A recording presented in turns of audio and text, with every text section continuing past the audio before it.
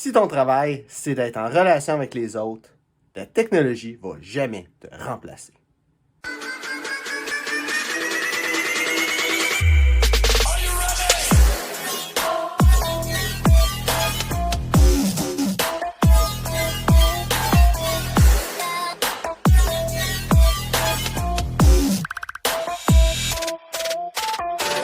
J'étais en train de filmer mes vidéos pour la semaine qui est techniquement dans la semaine prochaine. Mes vidéos de parfum. Puis une des vidéos que je faisais qui n'est pas pantoute qu'est-ce que je fais d'habitude. Puis je pense qu'il y a quelque chose d'important à dire avec ça. Qu'est-ce que tu fais? Fais-le pour le plaisir. Tu sais, oui, tu sais, si t'as une job, fais-le pour l'argent. Ta business, fais ça pour l'argent aussi. Mais tu sais, fais-le pour t'amuser. Tu sais, si des fois tu as des choses comme là, ma chaîne YouTube qui est sur les parfums, ben, j'ai fait une vidéo sur des choses que ça peut être une bonne idée d'amener avec soi tous les jours.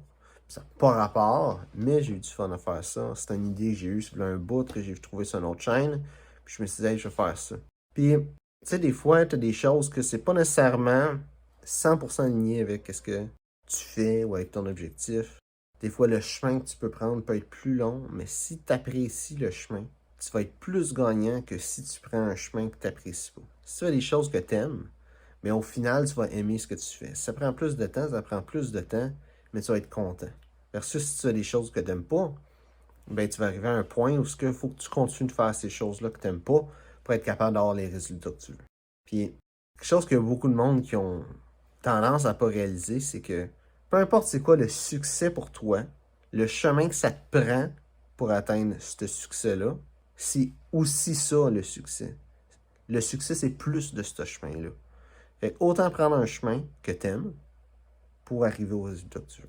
Je viens juste de recevoir une cravate de Noël que j'ai commandée, puis j'ai trouvé pas mal belle, pas mal le fun, j'ai hâte de la porter pour le temps des fêtes.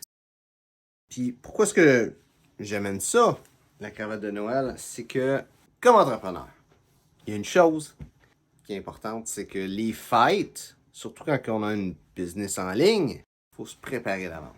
C'est là, oui, on est octobre, l'Halloween n'est pas encore arrivé, mais tu sais, si quelqu'un veut commander de quoi en ligne, l'avoir à Noël, dans le temps des fêtes, le mal est plus compliqué, on peut s'attendre à une bonne semaine de plus pour le shipping. Si le monde veut avoir de quoi avant Noël, faut pas que ce soit le 23, là. Le magasinage de Noël en ligne, ça se fait un mois à l'avance minimum. Puis un mois à l'avance, ça veut dire fin novembre.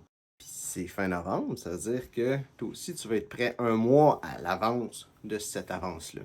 Fait que là, c'est le temps, c'est une business en ligne, de penser c'est quoi tu vas faire pour Noël. C'est quoi tu vas faire comme vente pour le temps des fêtes. C'est quoi tu vas faire comme promotion aussi avec ta business pour le temps des fêtes. Si ta business n'est pas en ligne, ce problème-là, oui, toujours là, mais c'est un petit peu d'avance. Si ta business n'est pas en ligne, pas beaucoup, mais un petit peu. Mais si ta business est en ligne, là, c'est le temps de penser à ça. À Noël, qu'est-ce que tu vas faire pour te trouver plus de clients? Parce que, ben, temps des fêtes, le monde y achète des cadeaux. Puis si qu'est-ce que tu vends, c'est pas de quoi qu'ils se donnent vraiment en cadeau. Ça veut dire que qu'est-ce que tu vends, c'est le genre d'affaires que le monde va acheter pour eux autres mêmes. Puis après Noël, c'est le jour de l'an. Puis le jour de l'an, c'est les résolutions.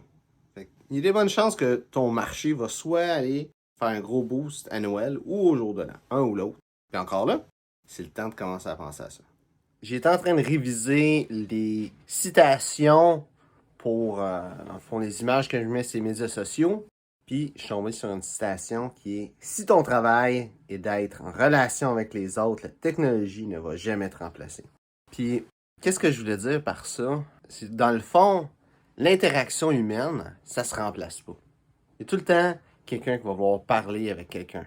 Oui, les intelligences artificielles vont sûrement devenir de meilleur en meilleur, vont être capables de faire une bonne job pour aider le monde à prendre des décisions, à faire peu importe qu'est-ce qui a à être fait, trouver peut-être c'est quoi les maladies que les personnes ont.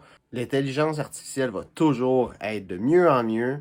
Par contre, comme être humain, on a besoin des autres êtres humains. On a besoin de parler avec du monde. On a besoin de ne pas se sentir seul.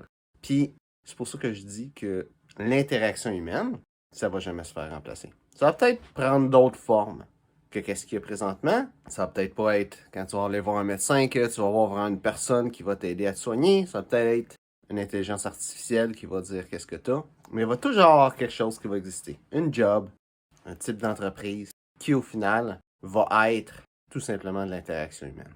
Fait que si tu as une job ou une business où ce que le cœur de ça, c'est l'interaction humaine, ben, tu vas jamais te faire remplacer par la technologie. Tu vas peut-être avoir des parties de ta job qui vont être remplacées, mais toi,